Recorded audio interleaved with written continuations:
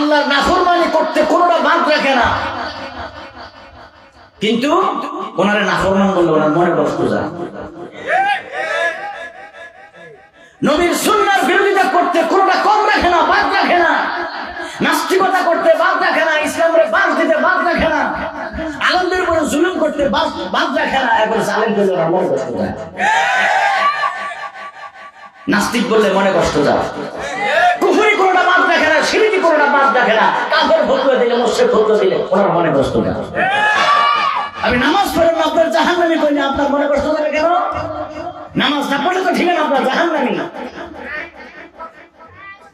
তো সমাজে যদি বেনামাজের সংখ্যা বেশি হয় তাহলে জাহান্নামের সংখ্যা বেশি না?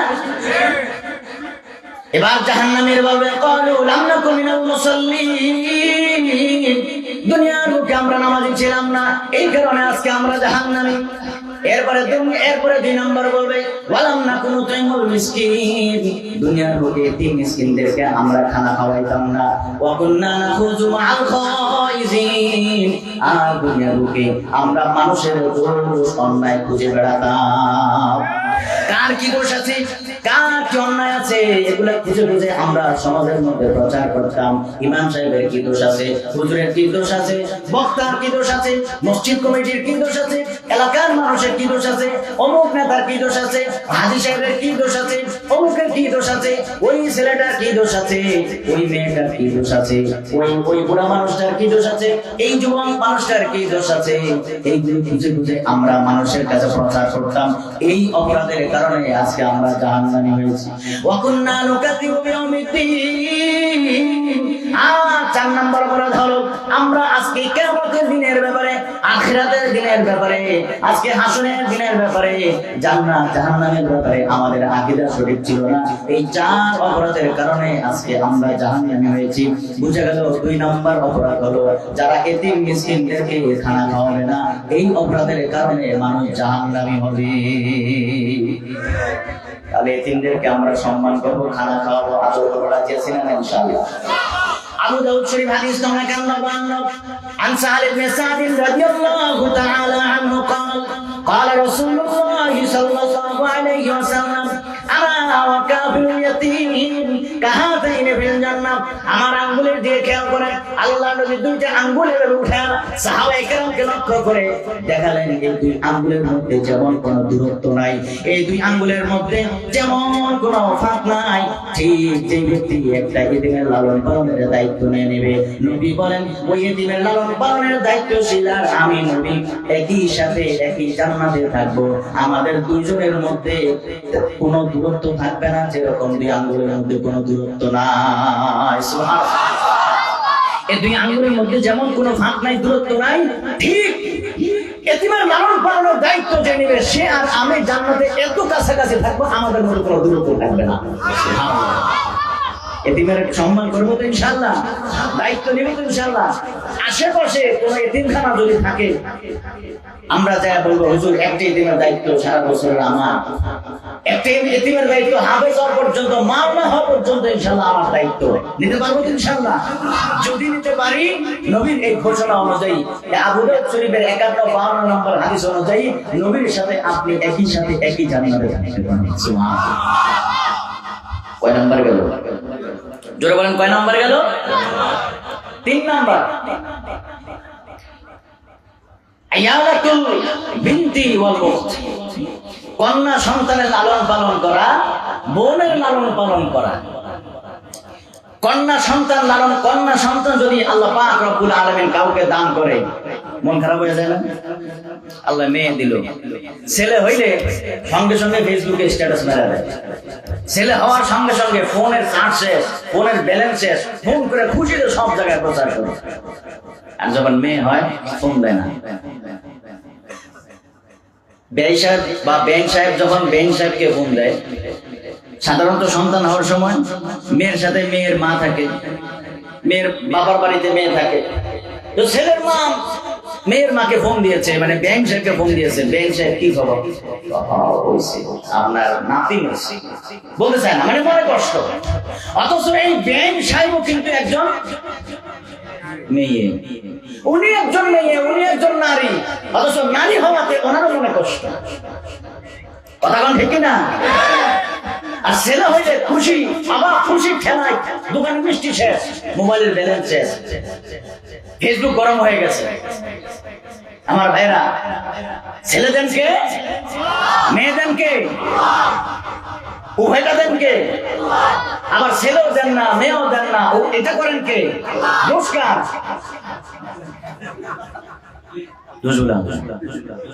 আল্লাহ কোন দোষ আছে? তো স্বামী স্ত্রীর দোষ? হ্যাঁ, স্ত্রীর দোষ। স্ত্রীর দোষ, দোষ কার? না, স্ত্রীর দোষ।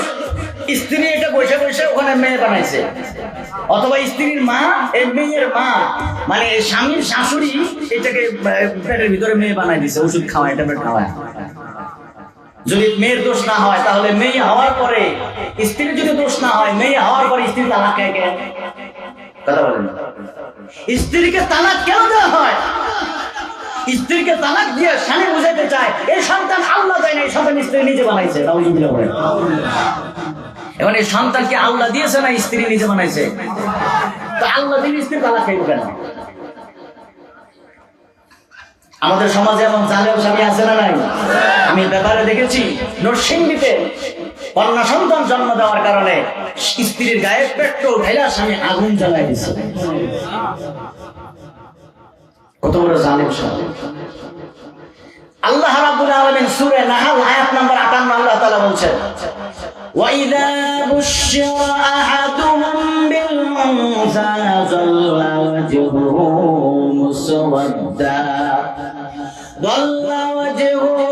مُسْوَدًّا وَهُوَ كَظِيمٌ। আল্লাহ রাব্বুল আলামিন বলেন, যখন মানুষের মধ্যে থেকে কোনো মানুষকে যখন মেয়ে সন্তান দিয়া যখন সুসংবাদ দেওয়া হয়, আল্লাহ রাব্বুল আলামিন বলেন চেহারাটা তখন কালো হয়ে যায়, আর সে গুসা হজম করতে থাকে। আল্লাহ রাব্বুল আলামিন সূরা শুরার 50 নম্বর আয়াতে বলেন, লিল্লাহি মুলকুস সামাওয়াতি ওয়াল আরদি ইয়াখলুকু মা ইয়াশা ইয়াহাবু লিমান ইয়াশাউ ইনাযা ওয়া ইয়াহাবু লিমান ইয়াশাউ যুকুর। আল্লাহ রাব্বুল আলামিন বলেন আসমান জমিনের রাজত্ব একমাত্র কার? ইয়াখলুকু মা ইয়াশা, তিনি যা ইচ্ছা তা করতে পারেন। ইয়াহাবু লিমান ইয়াশাউ ইনাযা, যাকে ইচ্ছা তাকে তিনি কন্যা সন্তান দান করেন। ওয়া ইয়াহাবু লিমান ইয়াশাউ যুকুর, আর যাকে ইচ্ছা তিনি তাকে ছেলে সন্তান দান করেন। আও ইউসাউইজুহুম যুকরানা ওয়া ইনাযা, আবার যাকে ইচ্ছা তাকে ছেলেও দেয় মেয়েও দেয়। ওয়া ইয়াজালু মান ইয়াশাউ আকিমা, আবার যাকে ইচ্ছা তাকে ছেলেও দেয় না মেয়েও দেয় না, নিঃসন্তান বানায় রাখে কে? তাহলে ছেলেও দেয় আল্লাহ, মেয়েও দেয় আল্লাহ, ছেলে মেয়ে উভয়টা দেয় আল্লাহ। আবার ছেলে মেয়ে দেয় না, নিঃসন্তান দম্পতি বানায় রাখেন, সবকিছু করেন কে? আল্লাহ রাব্বুল আলামিন সূরা নিসার প্রথম আয়াতে বলেন, ইয়া আইয়ুহান নাসু ইত্তাকু রাব্বাকুমুল্লাযী খালাকাকুম মিন নাফসিন ওয়াহিদা ওয়া খালাকা মিনহা যাওজাহা ওয়া বাসসা মিনহুমা রিজালান কাসীরান ওয়া নিসা। আল্লাহ রাব্বুল আলামিন দুনিয়ার মানুষের আরে তোমাদের ওই রবকে ভয় করো যে রব তোমাদেরকে এক সপ্তাহ থেকে অর্থাৎ হযরত আদম আলাইহিস সালাম থেকে সৃষ্টি করেছেন, আদম থেকে তার স্ত্রী হাওয়া আলাইহিস সালামকে সৃষ্টি করেছেন। আদম আর হাওয়া এই দুইজন থেকে তোমাদের পিতা আদম আলাইহিস সালাম, তোমাদের আদিমাতা হাওয়া আলাইহিস সালাম, এই দুইজন থেকে আজকের পৃথিবীর 800 কোটি মানুষ দুনিয়াতে পাঠিয়েছে। সুবহানাল্লাহ। قد خلقنا نفسا ولها أنشأ زوجها قد خلقنا نفسا ولها أنشأ زوجها من بطنها بث نساء ورجالا من بطنها بث نساء ورجالا من نسلهما شيث ونوح وخليل موسى ومسيح فهو الخير خصالا موسى ومسيح فهو الخير خصالا إسحاق ويعقوب والأسباط كراما إسحاق ويعقوب والأسباط كراما يرجون إلى الله ويخشون وبالا يرجون إلى الله ويخشون وبالا والسيد يحيى وأبوه وعزير يهدون إلى الحق وينهون ضلالا يهدون إلى الحق وينهون ضلالا فاختار على الكل نبيا عربيا فاختار على الكل نبيا عربيا بالخلق وبالخلق معابا ومآلا بالخلق وبالخلق معابا ومآلا তাহলে সন্তান দেওয়ার মালিক কে? এখন যদি কারো সন্তান না হয় তাহলে সন্তান দিবেন খাজা বাবা। সন্তানের জন্য মানুষ মাজারে যায় আমানত করে, আছে না নাই? সন্তানের জন্য পীর সাহেবকে সেজদা দেয়, কবরে যায় সেজদা দেয়, আছে না নাই? আজকে আমি গোলাপ শাহ মাজারে বাস দিয়ে গিয়েছি। আমার একটা পরীক্ষা চলছে আজকে, পরীক্ষার কারণে আমার আসতে দেরি হয়েছে। 9টা থেকে 1টা পর্যন্ত পরীক্ষা হলে ছিলাম। যাওয়ার সময় গোলাপ শাহ মাজার দিয়ে যাচ্ছি, এখানে নেমে দেখলাম একজন মাজারের কাছে খুব কান্নাকাটি করতেছে। প্রথমে সেজদা দিল, মাটিটাকে কপালে মাখলো, মাথার পরে খুব দোয়া কান্নাকাটি। আমি অনেকক্ষণ দাঁড়ায় থাকলাম। শেষ করার পরে যখন বাইরে এসে বললাম কি চাইলেন? তখন সন্তান নাই, সন্তান দেয় না। আল্লাহ আমার সন্তান দেয় না। আল্লাহ সন্তান দেয় না এখানে কেন? খুঁজে এখানে মানত করে আসছি, আল্লাহ যদি সন্তান দেয়, আল্লাহ যেন সন্তান দেয়। এখানে আমি কিছু টাকা দিয়ে গেলাম। কত টাকা দিচ্ছেন? 5000 টাকা দিচ্ছেন। আমি জিজ্ঞেস করলাম আপনার বাড়ির আশপাশে কোনো মসজিদ আছে? আছে হুজুর। মসজিদে যাই এভাবে কোনোদিন কান্নাকাটি করে দোয়া করছেন? হুজুর পরে কথা হবে। থামেন, পরে কথা হবে। আমাদের দেশের মানুষ মসজিদের চাইতে মাজারকে বেশি ভালোবাসে। মসজিদ চিনে না, মাজার বেশি চিনে। আমি জিজ্ঞেস করলাম মসজিদে কোনো 5000 টাকা দিয়েছেন? 500 টাকা দিয়েছেন? আইনা চলে গেল সুজা। আল্লাহর ঘর ছিল না, আল্লাহর কুদরতি কদম ছিল না, তুমি পীর সাহেবের কদম ছিল। আল্লাহর কুদরতি কদমে সেজদা দিয়ে পড়ে থাকো। আল্লাহ সন্তান কেন? যা চাইবে আল্লাহ তাই দিবে। মসজিদে যা পড়ে থাকো, সেখানে দোয়া করো, আল্লাহ যা চাইবা তাই দান করবে। মসজিদ ছিল না, মাজার ছিল, আল্লাহর কুদরতি কদম ছিল না, পীর সাহেবের পাও ছিল। পীর সাহেব যদি আল্লাহওয়ালা হয়, মাজারে যদি আল্লাহওয়ালা শুয়ে থাকে তাহলে অসুবিধা নেই, মাজারে জিয়ারত করবে। সেজদা করার পারমিশন দিয়েছে কে? সেজদা করার পারমিশন আছে? কথা বলেন আছে? সেজদা করার অনুমতি যদি থাকতো তাহলে তো বিশ্ব নবীর মাজারে সেজদা করা হতো। নবী রওজাকে সেজদা করতে সবাই। কথা বলেন। হজ করছেন কে? হাত তোলেন দেখি। একজন শুধু এখানে নাই। কোনদিন দেখছেন নবীজি রওজা কেউ সেজদা করছে? দেখছেন? যদি সেজদা করে ওটা কি ভালো থাকবে না, লাভ করে দিবে? শুধু কি লাভ? একদম লাভ করে দিবে। যেখানে নবীর রওজাকে কেউ সেজদা করে না, ওখানে যে তুমিও সেজদা করো না। তুমি মাইজবান্ডার যে এখানে সেজদা করো, আপনি শুনে যে এখানে সেজদা করো, তুমি কেন জঙ্গল করে যে সেজদা করো? কথা বলেন ঠিক না? সেজদার উপযুক্ত তো নবীর রওজাকে সেজদা করতে মানুষ। আবু দাউদ শরীফের হাদিস নাম্বার 2142। কায়েস ইবনে সাদ রাদিয়াল্লাহু তাআলা নবীর কাছে অনুমতি চাইলেন, ইয়া রাসূলুল্লাহ, আমি হায়রান নামক এলাকায় দিকে দেখলাম সেখানে মানুষরা তাদের ধর্মীয় নেতা, রাজনৈতিক নেতাদেরকে সেজদা করে, আপনাকে সেজদা করতে চাই। নবীজি বললেন, সাবধান, দুনিয়ার কোন মানুষকে যদি আমি সেজদা করার পারমিশন দিতাম তাহলে সমস্ত স্ত্রীদেরকে বলে দিতাম তোমরা তোমাদের স্বামীকে সেজদা করো। সুবহানাল্লাহ। দুনিয়ার কোন মানুষকে সেজদা করার অনুমতি, পীর সাহেবকে সেজদা করার অনুমতি নাই, বাবা মাকে সেজদা করার অনুমতি, কবরকে সেজদা করার অনুমতি নাই। আল্লাহ বুঝার তৌফিক দান করেন, আমিন। যদি কেউ কোন মানুষকে সেজদা করে, কবরকে, মাজারকে সেজদা করে, বটগাছকে সেজদা করে, আপনার গাছকে, মাছকে সেজদা করে, চন্দ্রকে, সূর্যকে, আগুনকে সেজদা করে, লোকটার সঙ্গে সঙ্গে বেঈমান। আমার ভাইরা, যে কথা বলছিলাম, এখন ধরেন কারোর সন্তান হয় না, আমার দিকে খেয়াল করেন, এই যে আমার দিকে খেয়াল করেন প্লিজ, এদিকে। সন্তান হয় না, চাইবেন কার কাছে? ইব্রাহিম আলাইহিস সালামের বয়স 100 বছর। কত বলেন? 100 বছর। সন্তান হয় না, মাজারে যে মানত করছিলেন? কোন পীর সাহেবকে সেজদা দিয়েছিলেন না আল্লাহর কাছে চেয়েছিলেন? আল্লাহ সন্তান দিয়েছেন কি দেন নাই? জোরে বলেন, দিয়েছেন কি দেন নাই? কথা বলেন, দিয়েছেন কি দেন নাই? হযরত জাকারিয়া আলাইহিস সালাম কোন তাফসীর অনুযায়ী ওনার বয়স 90 বছর, আরেক বর্ণনা অনুযায়ী 100 বছর, আরেক বর্ণনা অনুযায়ী ওনার বয়স 120 বছর। কত বছর? এখানে অতিথিরা আসবে, বসবে, আপনাকে তাকায় দেখতে হবে এদিকে,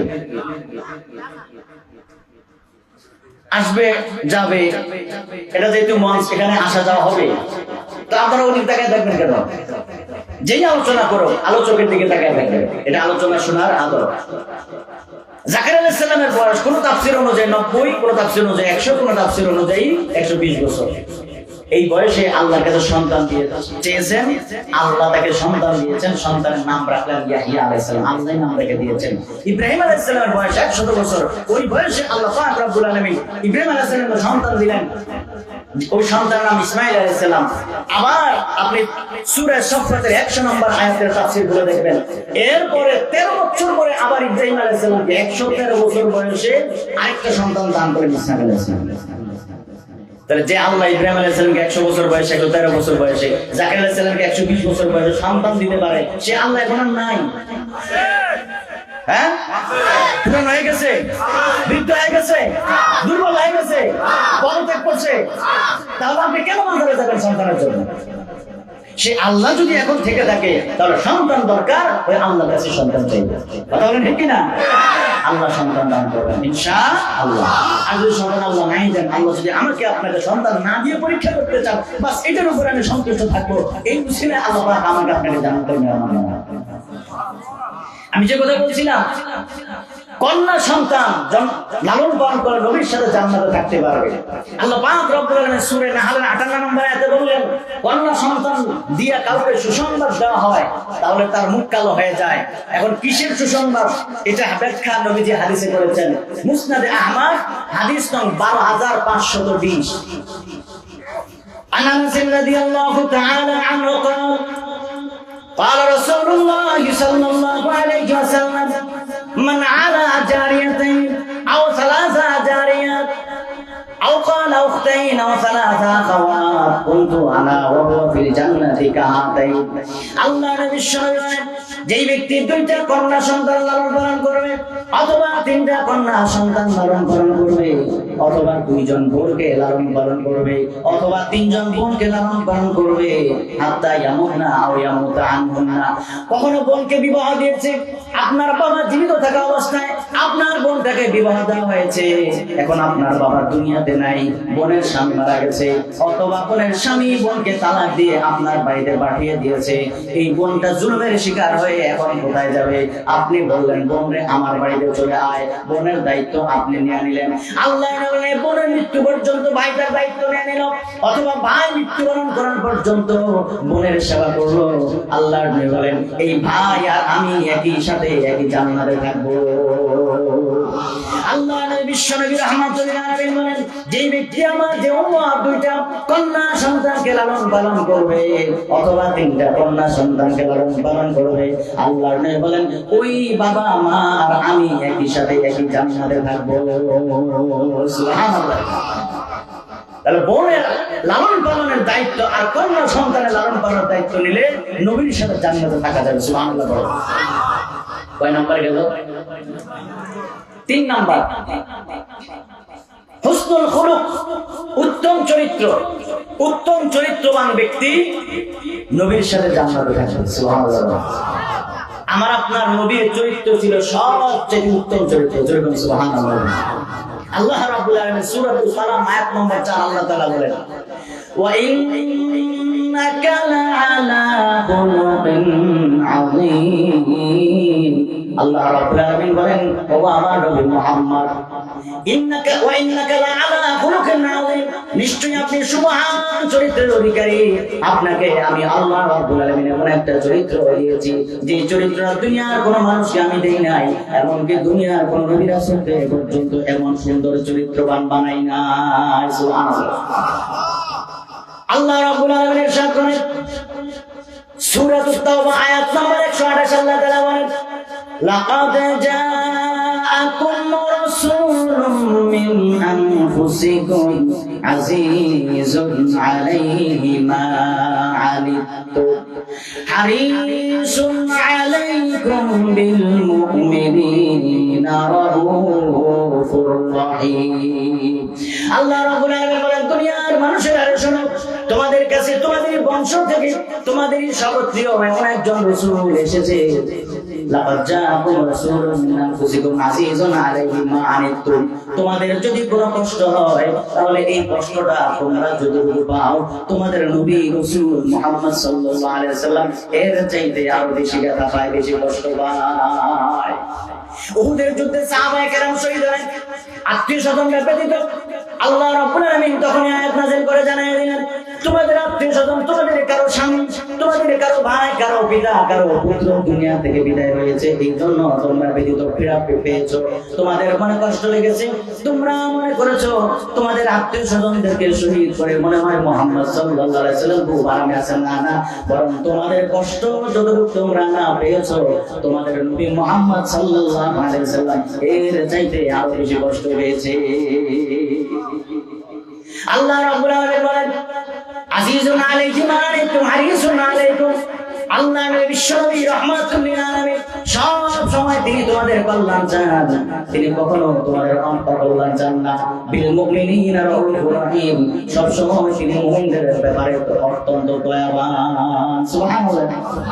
আল্লাহ রাব্বুল আলামিন সূরাতুল আম্বিয়া আয়াত নম্বর 107 আল্লাহ তাআলা বলেন, ওয়া মা আরসালনাকা ইল্লা রাহমাতাল লিল আলামিন। সুবহানাল্লাহ। আল্লাহ তাআলা কত সুন্দর করে বলেন, হে মুহাম্মদ সাল্লাল্লাহু আলাইহি ওয়াসাল্লাম, I have sent you as a mercy for entire world. সুবহানাল্লাহ। আমি আপনাকে সমগ্র পৃথিবীর জন্য রহমত হিসেবে, দয়া হিসেবে প্রেরণ করেছি। সুবহানাল্লাহ। শুধু ওয়াজুদাস রাহমাতাল লিল আলামিন, মসজিদে উশুদ হামারো জমিন, ইমামুল আউয়ালিন ওয়াল আখিরিন, বরে সদকা রাহমাতাল লিল আলামিন, সাইয়্যিদুল কাউনাইন খাতামুল মুরসালিন, আখিরাত মুদবুদ ফখরুল আউয়ালিন। আমার আল্লাহ নবী বিশ্বনবী রাহমাতুল লিল আলামিনের সুবহান চরিত্রের কিছু দৃষ্টান্ত শুনেন। নাসাই শরীফের ঘটনা, আল্লাহ নবীর কাছে একজন গ্রাম্য মানুষ এসে, গ্রাম্য একজন সাহাবী এসে, একজন বেদুইন সাহাবী এসে আল্লাহ নবীর কাছে ডাক দিয়ে বলে, হে মুহাম্মদ সাল্লাল্লাহু আলাইহি ওয়াসাল্লাম, নবীজির গায়ে চাদর ছিল, নবীজির চাদরটা একদিক থেকে টান মারলেন, টান মারার সঙ্গে সঙ্গে নবীজির চাদরটা যখন নবীজির ঘাড় মোবারক দিয়ে চাদরটা পড়ে যায়, জোরে টান দেওয়ার কারণে চাদরের আঘাতে আল্লাহ নবীর ঘাড়ের মধ্যে পড়ে যায়। হযরত ওমর ফারুক রাদিয়াল্লাহু তাআলা ক্ষিপ্ত হয়ে যায়। আল্লাহর নবী বিশ্বনবী ওমর ফারুক রাদিয়াল্লাহু তাআলা চেহারা দিকে ওমর ফারুক রাদিয়াল্লাহু তাআলা ইশারা দিলেন, ওমর তুমি রাগারাগি করবে না। ওই বেদুইন সাহাবী আল্লাহর নবীকে বলেন, হে মুহাম্মদ, এই যে তোমার কাছে গম, আটা, খেজুর, কত রকমের সম্পদ আছে, এই সম্পদগুলোর মধ্যে থেকে কিছু সম্পত্তি তুমি আমাকে দাও। কত মানুষকে তুমি সম্পত্তি দিলা, কত মানুষকে তুমি দান করলা, আমাকে তো কিছু দান করলা না।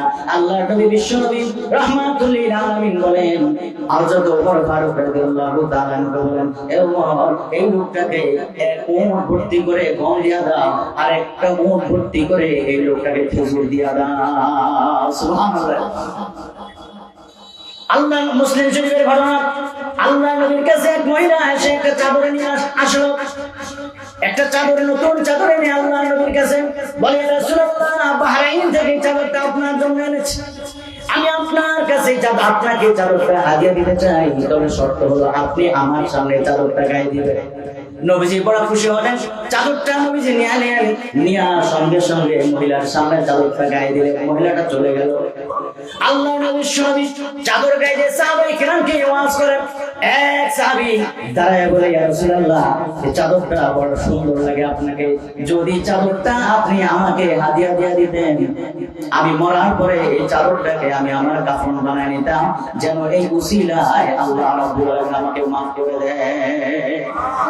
আল্লাহ নবী সাল্লাল্লাহু রাহমাতুল আলাইহি সঙ্গে সঙ্গে চাদরটা খুলে সাহাবীকে হাদিয়া দিয়ে দিলেন। সুবহানাল্লাহ। সাহাবায়ে কেরাম ওই সাহাবী যে সাহাবী নবীর কাছে চাদরটা হাদিয়া চাইলো, সাহাবায়ে কেরাম ওই সাহাবীকে ডাকতে বলে, তুমি তো কাজটা ঠিক করলা না। এই নতুন চাদরটা নবীজিকে কত সুন্দর বানিয়েছিল, নবীজি খুশি হয়ে চাদরটা গায়ে দিয়েছিলেন, আর তুমি নবীজির কাছে চাদরটা হাদিয়া চেয়ে বসলা। তুমি কি জানো না নবীজির কাছে যে ব্যক্তি যে কেউ যখনই যা চায় নবীজি না দিয়া পারে না। সুবহানাল্লাহ।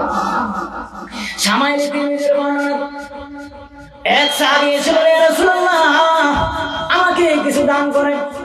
আল্লাহ বলেন, এই মুহূর্তে আমার কাছে কোনো টাকা নাই, পয়সা নাই, তবে তুমি মদিনার কোন দোকান থেকে আমার নাম বলে, আমার কথা বলে তোমার যা প্রয়োজন নিয়ে যাও। যখন আমার কাছে টাকা আসবে আমি টাকা পরিশোধ করে দিব। আল্লাহর নবী বিশ্বনবীর কথা অনুযায়ী ওই সাহাবীটা দোকান থেকে মাল বাকিতে খরিদ করে নিয়ে গেলেন। হযরত ওমর ফারুক রাদিয়াল্লাহু তাআলা জিজ্ঞেস করেন, রাসূলুল্লাহ এই যে কাজটা আপনি করলেন, আপনার হাতে টাকা নেই, তারপরেও তো আপনি তাকে দান করলেন, আল্লাহ তো এই ব্যাপারে আপনাকে বাধ্য করে নাই, এখন কেন দান করলেন? আল্লাহর নবীর চেহারাটা কালো হয়ে গেল। এবার একজন আনসারী সাহাবী দাঁড়ায় বলে, ইয়া রাসূলুল্লাহ আনফিক ওয়ালা তাখাফ মিন জিল আরশি ইকলালা। ইয়া রাসূলুল্লাহ আপনি দান করেন, কারণ এটা আপনার সুমহান চরিত্রের অধিকারী। কারণ সুমহান চরিত্রের মানুষের কাছে কখনো কিছু চাওয়া হইলে সুমহান চরিত্রের মানুষেরা, ভালো চরিত্রের মানুষেরা কিছু না কিছু না দিয়ে থাকতে পারে না। ইয়া রাসূলুল্লাহ আপনি দান করেন, আপনি আল্লাহ আরশের মালিক, আল্লাহ তাআলার খাজানার মধ্যে কোনো কিছু কমে যাবে এই ভয় আপনি কোনদিন করবেন না। সাহাবায়ে কেরাম বলেন, আল্লাহর নবী বিশ্বনবী রাহমাতুল লিল আলামিন তখন সঙ্গে সঙ্গে হেসে দিলেন। হেসে দিয়া বললেন, বিহাযা উমিরতু, হ্যাঁ আনসারী সাহাবী সঠিক বলেছে, আমার আল্লাহ আমাকে এটাই আদেশ করেছে। সুবহানাল্লাহ। আল্লাহর নবী বিশ্বনবী রাহমাতুল লিল আলামিন সাদ ইবনে রবি রাদিয়াল্লাহু তাআলা ইহুদি ছিলেন, পরে মুসলমান হলেন। আল্লাহ নবীর নবুয়তের লক্ষণগুলো নিদর্শনগুলো একে একে সবগুলো তিনি পেয়ে গেছেন, কিন্তু দুইটা নিদর্শন এখনো খুঁজে পায় নাই। মদিনায় আসলেন আল্লাহ নবীকে পরীক্ষা করার জন্য, আল্লাহ নবীকে পরীক্ষা করার নবুয়তের সব লক্ষণগুলো পেয়ে গেছে, কিন্তু এখনো দুইটা লক্ষণ ওনার সামনে বলে নাই। এজন্য সাদ ইবনে রবি বলেন, আমি আল্লাহ নবীকে পরীক্ষা করার জন্য আল্লাহ নবীর সাথে একটা মুআমালা করলাম, একটা লেনদেন করলাম। আল্লাহ নবীকে বললাম, হে মুহাম্মদ সাল্লাল্লাহু আলাইহি সাল্লাম কিছু খেজুর কিনবো, বাগানের খেজুর যখন পাকবে তখন আমি খেজুর নিয়ে যাব, আগে টাকা দিয়ে বুকিং করে রাখলাম, টাকাগুলো আগে দিয়ে দিলাম। কবে তুমি খেজুর দিও? নবীজি একটা তারিখ দিয়ে দিলেন, তারিখ অনুযায়ী চুক্তি হয়ে গেল, নবীজি টাকা নিয়ে নিলেন। এবার সাদ ইবনে রবি 2 দিন কিংবা 3 দিন আগে নবীজির কাছে চলে আসলেন, এসে নবীজির জামার কলার ধরে ফেললেন। নবীজির জামার কলার চেপে ধরে বলেন, হে মুহাম্মদ তোমার সাথে না আমার কথা ছিল, টাকা আগে দিয়ে দিলাম, খেজুর দিবা, কিন্তু সময় হয়ে গেল, খেজুর দিলা না। তোমরা আব্দুল মুত্তালিবের গোষ্ঠী, আব্দুল মুত্তালিবের বংশধর, তোমরা আসলে এই মানুষের হক আদায় করতে টালবাহানা করো। নাউজুবিল্লাহ। আসলে সাদ ইবনে রবি মন থেকে বলে না, নবীকে পরীক্ষা করে, নবীজির ধৈর্যের পরীক্ষা করে, কারণ সে তাওরাতের মধ্যে পড়েছে, সে ছিল একজন ইহুদি আলেম, ইহুদি পণ্ডিত। তাওরাতের মধ্যে সে বলেছে আখিরি জামানার পয়গম্বরের অধৈর্যের চাইতে, মূর্খতার চাইতে ধৈর্যের পরিমাণ বেশি হবে। সুবহানাল্লাহ।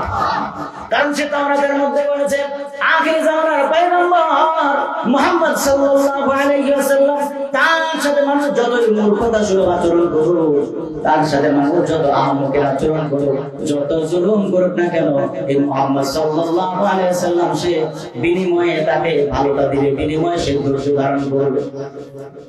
এটা পরীক্ষা করার জন্য সাদ ইবনে রবি নবীকে পরীক্ষা করলেন। আল্লাহ নবী হযরত ওমর ফারুক রাদিয়াল্লাহু তাআলা সঙ্গে সঙ্গে সাদ ইবনে রবিকে বললেন, সাদ ইবনে রবি আমার সঙ্গে আল্লাহ নবীর জামার কলার ধরেছো, মনে হয় তুই মুনাফিক, মনে হয় তুই আল্লাহর দুশমন, আল্লাহর নবীর জামা ছেড়ে দে, না হয় এক্ষুনি তরবারি দিয়া তোর গর্দান থেকে শরীর থেকে আমি আলাদা করে দিব। কারণ আল্লাহর নবীর এতই আশিক ছিলেন হযরত ওমর, আল্লাহর নবীর সামান্য অপমান হযরত ওমর কোনদিন সহ্য করতে পারতো না। সুবহানাল্লাহ। আল্লাহর হযরত ওমর ফারুক রাদিয়াল্লাহু তাআলা বলেন, ওমর তুমি তাকে কিছু বলবা না, সে আমার কাছে খেজুর পাওনা কথা ঠিক আছে, ইন্না লিসাহিবিল হাক্কি মাকালান, যেহেতু সে আমার পাওনাদার, সুতরাং সে 2 কথা বাড়তি বলতে পারে, কোনো অসুবিধা নাই। তুমি তাকে এই পরিমাণ খেজুর বেশি দিয়ে দাও, আর তুমি যে বলেছো তাকে তুমি যে হুমকি দিয়েছো, এই হুমকির কারণে আরো 20 সাথে বেশি খেজুর দান করে দাও। সুবহানাল্লাহ।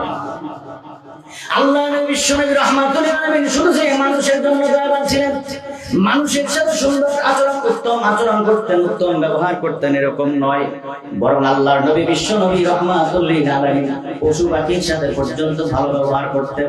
শামাইলে তিরমিজির বর্ণনা, আল্লাহ নবী বিশ্বনবী কোন এক সফরের মধ্যে আছেন, একটা পাখি আল্লাহ নবীর সামনে এসে ডানা ঝাপটাচ্ছে। আল্লাহ নবী জিজ্ঞেস করলেন, মান ফাজাআ হাযিহি বিওয়ালাদিহা, এই পাখিটার বাচ্চা নিয়া কে পাখিটাকে কষ্ট দিয়েছে? এটা মনে হয় মা পাখি তার বাচ্চাকেও ধরে ফেলেছে, এই পাখির ছানাগুলোকে মনে হয় কেউ ধরে লুকিয়ে রেখেছে, এই জন্য পাখিটা আজকে আমার সামনে এসে ডানা ঝাপটাচ্ছে। সাহাবায়ে কেরাম বললেন, ইয়া রাসূলুল্লাহ, আমরা তার বাচ্চাগুলো ধরে নিয়ে আসছি। আল্লাহ বাচ্চাগুলো ছেড়ে দাও। সাহাবায়ে কেরাম বাচ্চাগুলো ছেড়ে দেন, পাখিটা চলে গেল।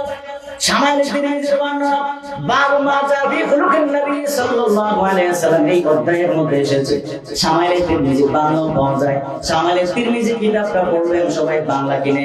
শামাইলে তিরমিজি যদি ভালো করে পড়েন, আল্লাহর নবীকে নিজের দিন চুলে দেখতে পারবেন। সুবহানাল্লাহ। আল্লাহ নবী বিশ্বনবী রাহমাতুল আলামিন ইস্তিনজা করার জন্য কোন একজন আনসারী সাহাবীর বাগানের ভিতরে ঢুকলেন। বাগানের ভিতরে ঢোকার সঙ্গে সঙ্গে আল্লাহ নবী বিশ্বনবীর সামনে একটা উট নজরে পড়লো। সাহাবায়ে কেরাম বলেন, আল্লাহ নবীর সামনে যখন উটটা পড়েছে, উটটা ফুঁপিয়ে ফুঁপিয়ে কান্না করতেছে। ছোট শিশুরা যখন ফুঁপিয়ে ফুঁপিয়ে কান্না করে, হেসকি দিয়ে কান্না করে, ঠিক এরকম উটটা আওয়াজ করে কান্না করতেছে। আল্লাহ নবী বিশ্বনবী উটের চোখের মধ্যে যা পানিগুলো মুছে দিলেন, উটের চোখের মধ্যে হাতটা বুলাইয়া দিলেন। উটের চোখের মধ্যে হাত বুলাইয়া দেওয়ার পরে উটের কান্না থেমে গেল। আল্লাহ নবী বিশ্বনবী রাহমাতুল আলামিন সঙ্গে সঙ্গে আওয়াজ দিয়ে বললেন, মান সাহিবু হাযাল জামাল, মান সাহিবু হাযাল জামাল, লিমান হাযাল জামাল, এই উটটা কার, এই উটের মালিক কে? একজন আনসারী সাহাবী এসে বললেন, ইয়া রাসূলুল্লাহ, এই উটের মালিক আমি। আল্লাহ নবী বিশ্বনবী বলেন, উট আমার কাছে অভিযোগ করেছে তুমি উটকে ঠিকমতো খাবার দাও না, আর তুমি উটকে তার সাধ্যের বাইরে কষ্ট দাও। সুবহানাল্লাহ। সাবধান আমার আনসারী সাহাবী, এই উটগুলোকে, এই অবলা প্রাণীর গুলার বিষয়ে আল্লাহকে ভয় করো।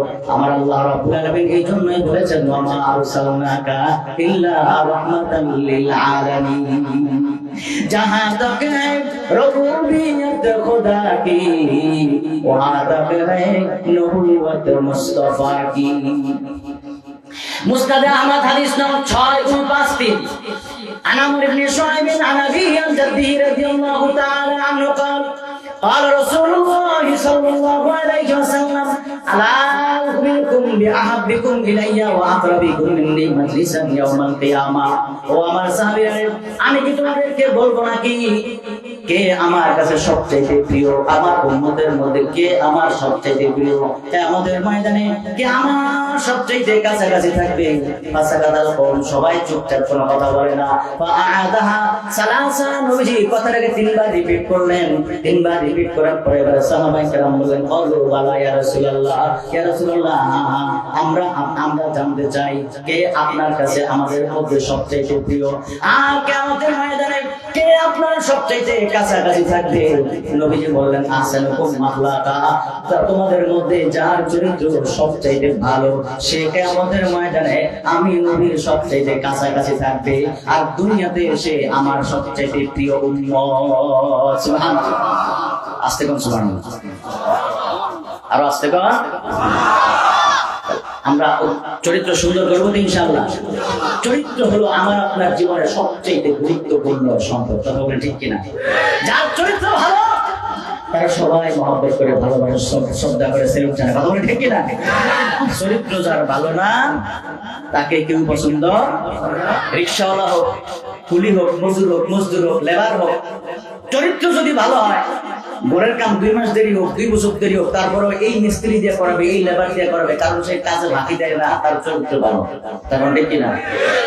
বাজারে বোঝা 2 হাতে নিয়ে দাঁড়ায় থাকে, বউ রিকশাওয়ালা সার যায় না, হুজুর যায় না, ভাই যাইবেন, হাজি সাহেব যাইবেন, মুরব্বী যাইবেন, না যাবে না, কারণ উনি অপেক্ষা আছে। ওই যে একটা পরিচিত রিক্সাওয়ালা আছে, দেখলে ভালো দৌড়ে এসে বোঝাটা হাতের থেকে নিয়ে রিক্সা উঠাবে, সালাম দিবে, হাসি মুখে কথা বলবে, ভাড়া নিয়ে খেসের খেসের করবে না। এই রিক্সাওয়ালার জন্য অপেক্ষা করে 10 মিনিট, 15 মিনিট, 20 মিনিট, আধা ঘন্টা, 1 ঘন্টা অপেক্ষা করে, অবশ্য 20 মিনিটে বাড়ি চলে যাবে। চরিত্র ভাবে এলাকার একটা ছেলে অশিক্ষিত মূর্খ, টাকা নাই পয়সা নাই, গরিব, মুরব্বীদেরকে দেখলে সালাম দেয়। চায়ের দোকানে বসে আছে, মুরব্বী আসছে, সিটটা ছেড়ে দিছে, বাসে মুরব্বীদেরকে দেখে সিট ছেড়ে দেয়। আগে এটা দেখতাম, হুজুর দেখলে, মুরব্বী দেখলে, দাঁড়িয়ে পাকা মানুষ দেখলে যুবকরা সিট ছেড়ে দিত, তারা ঠিক কিনা? এখন কেউ কেউ বেশ আছে, কারণ এখন যুবক ভাইরা রাগ করেন না, যুবকরা চিন্তা করেছে মুরব্বী উনি তো দাঁড়ায় যাইতে পারবে, আমি তো দাঁড়ায় যেতে পারবো না, কারণ আমার তো ফেসবুক চালাই যাবে, দাঁড়ায় দাঁড়ায় ফেসবুক চালা যাবে না। মুরব্বী তো ওনার ফেসবুক বুঝে না, ওনার ইন্টারনেট সিট নাই, ক্লাসমেট নাই, উনি দাঁড়ায় থাকে, 2 দিকে সিট ধরে দাঁড়ায় থাকবে, আমি তো 2 দিকে সিট ধরে দাঁড়ায় থাকতে পারবো না। এর জন্য আমার বসার দরকার, মুরব্বী বসার দরকার। কারণ ওনার তো, উনি যদি দাঁড়ায় দাঁড়ায় ফেসবুক চালায়, তো আপনার গাড়ি ব্রেক করলে তুমি ড্রাইভারের সামনে চলে যাবে। মুরব্বী তোর ফেসবুক চালানো, ওনার বসা দরকার কি? ওই যুবক ভাইরে বসা দরকার। আমার যুবক ভাইরা, আজকে তুমি একটা মুরব্বীকে সম্মান করলা, ইনশাআল্লাহ নবীজি হাদিসে এসেছে, নবীজি ইরশাদ করেন, তুমি বৃদ্ধ হলে তোমার ওই সময়ের যুবকরা তোমার শ্রদ্ধা করবে। আর তুমি আজকে মুরব্বীদের সম্মান করবে না। তুমি বৃদ্ধ হয়ে গেলে তোমার জন্য আল্লাহ এমন যুবক রেডি করে দিবে যারা তোমাকে সম্মান করবে। মুরব্বীকে সম্মান করা মানে আল্লাহকে সম্মান করা। এজন্য দাড়ি পাকা মুরব্বীদেরকে, বয়সের বড় মুরব্বীদেরকে আমরা সম্মান করব, রাজি আছেন না ইনশাআল্লাহ? এটা হলো উত্তম চরিত্র। উত্তম চরিত্রের মানুষ সে কখনো মানুষকে গালি দিতে পারে না, কথা বলে ঠিক কিনা?